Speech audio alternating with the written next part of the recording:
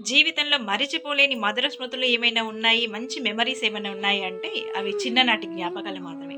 చిన్నప్పుడు స్నేహితులతో ఆడుకోవడం, అమ్మా, నాన్నతో హ్యాపీగా సరదాగా ఉండడం, నానమ్మ, తాతయ్య, చుట్టాలు, అత్త, మామ, పిన్ని, బాబాయ్ అంటూ బంధుత్వాలు, పలకరింపులు, ప్రేమలు కదా! పిల్లలు ఇంట్లో తిరుగుతుంటే ఆ సందడే వేరు, ఆ అల్లరే వేరు. అవన్నీ పెద్ద అయినా ఇప్పటికీ మనందరికీ గుర్తే ఉంటాయి. కానీ ఈ రోజుల్లో చిన్ననాటి బాల్యాన్ని పేరెంట్స్ హాస్టల్‌లో పరిమితం చేస్తున్నారు. వాళ్ళు చెప్పే రీజన్స్ 2. ఒకటి వైఫ్ అండ్ హస్బెండ్ ఇద్దరం జాబ్ చేస్తున్నామండి. పిల్లల్ని చూసుకోవడానికి ఎవరు లేరు. హాస్టల్‌లో అయితే సెక్యూర్‌గా ఉంటుందని వాళ్ళ కోసం వేశామని చెప్తున్నారు. రెండో రీజన్ మా పిల్లలు చదువుకోవాలి కదండీ! వాడి భవిష్యత్తు కోసమే కదా! మేము ఎంతైనా ఖర్చు పెడతాం. హాస్టల్‌లో ఉంటే చదువుకుంటాడు. నా కొడుకు ప్రయోజకుడు అవుతాడు. వాడి కోసమే అని చెప్పేసి వాళ్ళ మనసు చంపుకొని పిల్లల మనసు చంపి మరీ హాస్టల్‌లో ఉంచుతున్నారు. చాలా ఇన్సిడెంట్స్ చూసాం.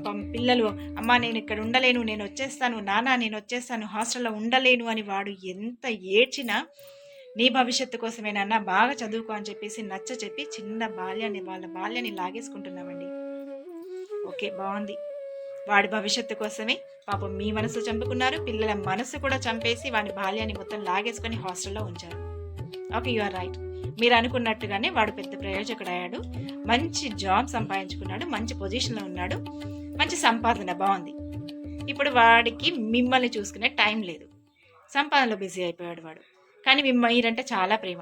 మిమ్మల్ని బాగా ప్రేమగా చూసుకోవాలి. వానికి చూసుకునే టైం లేదు.